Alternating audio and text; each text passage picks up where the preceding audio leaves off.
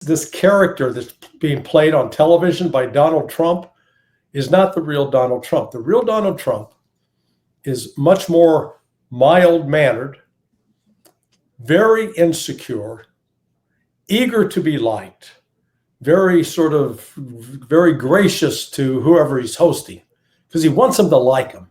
He needs to be liked. Donald Trump growing up was the kid who got picked last to be on somebody's team. Okay. When you're picking for baseball or football or basketball, Trump was never the first one picked. He was always the last one picked. And he's been living with that all of his life.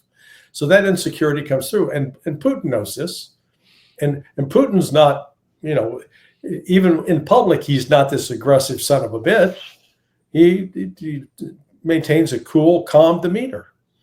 And he's going to be cool and calm with Donald Trump. And we'll explain to him very matter-of-factly that, Mr. President, I'm sure I call him Mr. President or Donald. He said, look, the people of Donetsk and Luhansk, Zaporizhzhia, Kherson, and Crimea all voted to return to Russia. And so they are now constitutionally part of our country, the Federal Republic. And I have no power to return them. However, what I would be willing to do is that we're already advancing in Dnipropetrovsk, in Sumy, and in Kharkiv. I'd be willing to withdraw my forces from that, provided the Ukrainians also withdraw their forces. We will make no claims to that territory. And then on top of that, we want an end. The NATO has to end its supply of weapons and intelligence. And there's going to have to be new elections too, because right now Zelensky's not a legitimate president. Those are our positions, and we're not going to vary from that. And so Trump, if he's smart, will come out and say, okay, he'll come out and he'll offer that as the peace settlement to Ukraine.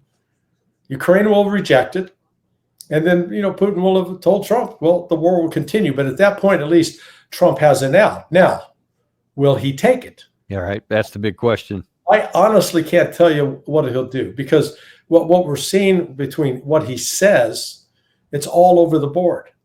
So depending on the day and the time, you can say, yeah, he's gonna double down on the war. But okay, so he doubles down on the war. What can the United States do? Well, we're going to sell those weapons to Europe that they're going to then give to Ukraine, but there's 7-year waiting list. Okay, so wait 7 years and we'll be right there.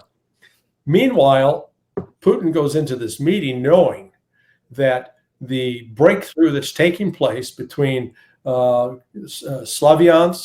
Kramatorsk, Konstantinovka, and Pokrovsk, that is the last line of entrenched defenses in Western Donetsk. Russia has already retaken all of Luhansk. It is advancing in Zaporizhzhia. It's also advancing in Kherson, but it could be as many as 2 to 3 weeks away from taking complete control of Donetsk. And if it does that, that is going to break the back of Ukrainians' defense. So, and this, I think, explains why Trump changed the date from 50 days to 10 days, because somewhere in that process, I think either DIA and or CIA briefed him of how precarious the situation was for the Ukrainian armed forces. And just like happened in February of 2015 with the Battle of the Poltava, when the militias of Donbass, of Luhansk and Donetsk, were on the verge of defeating the Ukrainian army back then. They had assistance from Russia. Angela Merkel rushed to Moscow, begged Putin, please don't, let's mince two. And Putin stupidly agreed to it, and has since subsequently admitted, yeah, I made a mistake. I trusted him. And he's not going to make that mistake again.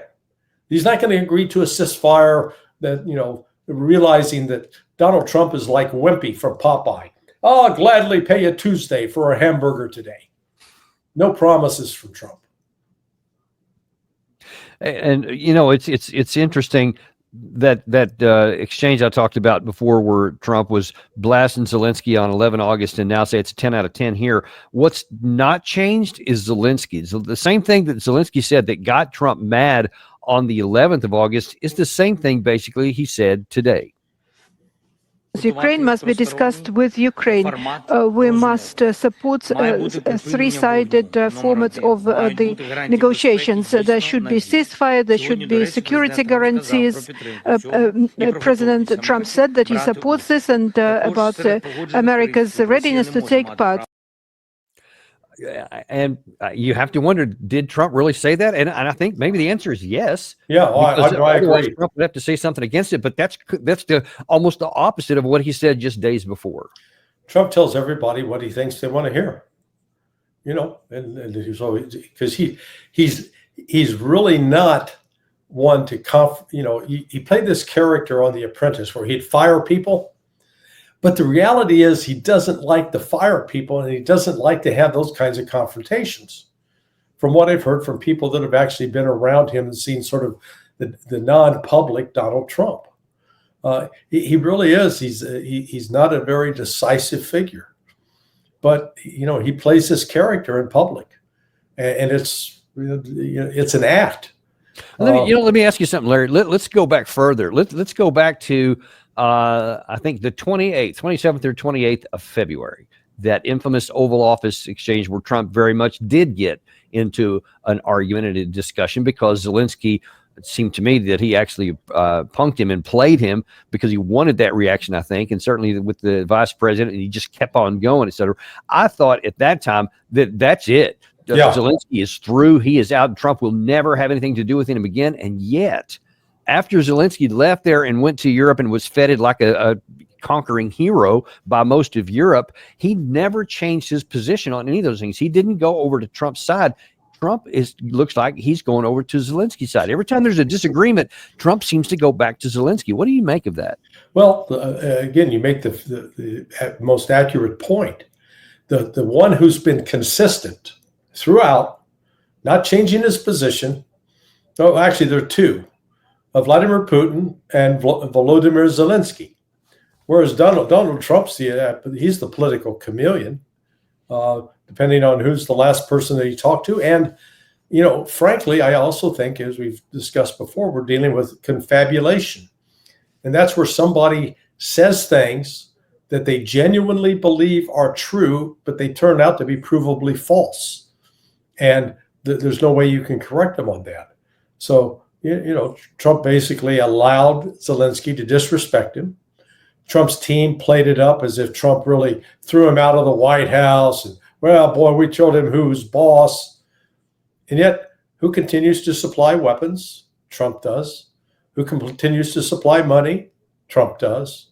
Who continues to talk to him? Trump does.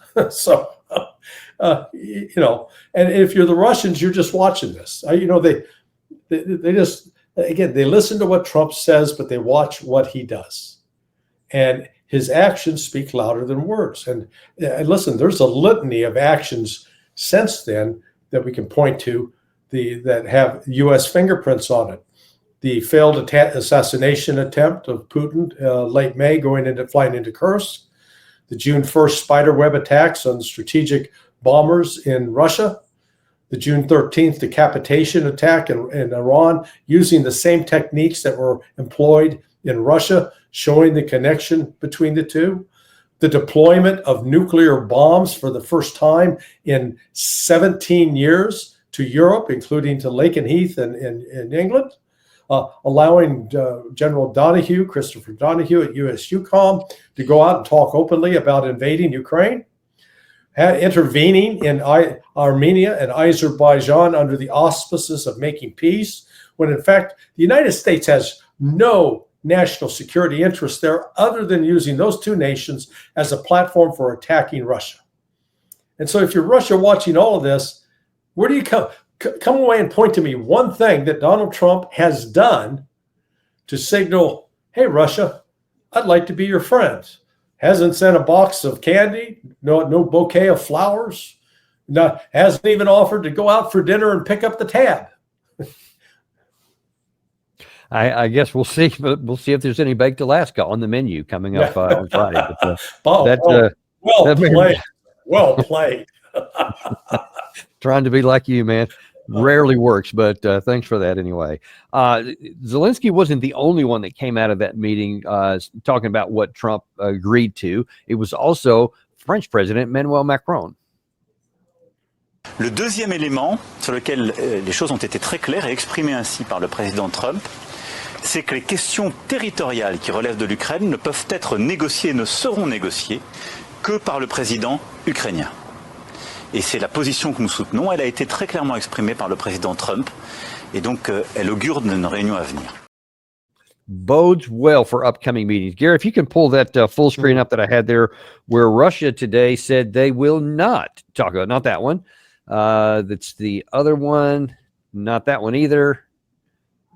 No, I beg your pardon. It was the second one. So this is from the Russian Foreign Ministry. They said the territorial structure of Russia is enshrined in the Constitution and is not subject to the upcoming meeting between Putin and Trump, said the spokesman for the Foreign Ministry of Foreign Affairs. You don't even need to invent something here. The territorial structure of the Russian Federation is enshrined in the Constitution of our country. That says it all. Therefore, with regard to the goals of the Russian delegation in the negotiations in Alaska, they are dictated exclusively by national interest. So you literally have both sides saying that their constitution prohibits the discussion of any territories being given to one side or the other. Ergo, what is this meeting supposed to accomplish on Friday? Well, so actually, let's give Trump credit. What he said to Macron was quite truthful. Yeah, he's not going to bring it up because he realizes there's nothing that, Russia's not going to discuss it. And if it's ever going to be discussed, it would have to be discussed between Russia and Ukraine. But that'll be done over a surrender table when that moment comes. So actually, one of the things that could come up, because you got to say, why the meeting in Alaska? What is the significance of Alaska in this? One thing that's been floated in previous discussions was the construction of a bridge and or tunnel connecting Alaska to Russia. And that would be quite the project. Cooperation in space, second thing. Cooperation in the Arctic. Now, what Russia is going to demand and insist on out of this is the lifting of U.S. sanctions, the reestablishment of normal diplomatic relations. And to that end, Ukraine, from Russia's standpoint, they've got nothing to discuss with Ukraine other than they wish the United States would stop supplying intelligence and weapons. Because Ukraine is losing on the battlefield. Russia is advancing rapidly. Yesterday, they punched through in about a minimum of 10 kilometers up to 20 kilometers, and it's continued today. So the general staff 2 weeks ago reportedly told Putin that they envisioned that they could break the Ukrainian army at least east of the Dnieper within 2 to 3 months. And at the time, I was wondering, was that just a story being put out? But based upon what's happened over the last 5 days, I think that's entirely possible. Well, we actually showed earlier today a commentary by Denis Davidov, who's a pro-Ukrainian mapper and YouTuber, and he showed very graphically on the map. And one of the things that's good about him, he has his slant, but he's also very accurate in what's being provided. And he told that the whole of the Donbass is now at risk where it wasn't before. And really the next 2 to 3 days could be crucial, because if the Ukraine side has rushed down reinforcements, the Azov Corps from Kyiv area, and Russia is now trying to move up exploitation forces. So it's going to be a battle to see who can take advantage of this. Can the Russians penetrate through it and get behind the line in the Ukraine side in numbers, or can the Ukraine side come down and block it off? But as John Mearsheimer pointed out earlier today, there's a bigger risk there for the Ukraine side, because now that battle is being fought out in the open, where Russia has the advantage in artillery, glide bombs, and even if there was parity in drones, now then all of a sudden the Ukraine side is fighting out in the open, where the Russians, by some reports, are actually using some of the Ukraine fortifications they captured against these reinforcing forces. So this could go south pretty fast. Well, and what most in the West don't appreciate about Donbass, which really that encompasses Luhansk and Donetsk, but Donetsk in particular it's a unique area because of the concentration. Well, a lot of the videos we see are of open fields and hedgerows. The reality is these towns, it's dotted with these small industrial towns. They do mining, they do smelting, they do manufacturing, and this has been unique to this area going back really over 120 years. And in the early days of the Soviet Union, they produced a map which showed Donbass as a heart, like a beating heart, and it was Donbass, serce Russia, Donbass, the heart of Russia. So, that's why they've been very methodical and slow in taking this territory back. But now, with Pokrovsk and up to Kramatorsk and Sloviansk, that it's a line that runs sort of south to north, with Pokrovsk at the south. Once they're through there, there's nothing to stop them going all the way through Dnipropetrovsk, which is the next oblast. It's a Ukrainian oblast immediately to the west, all the way to the Dnieper River. Nothing to stop them.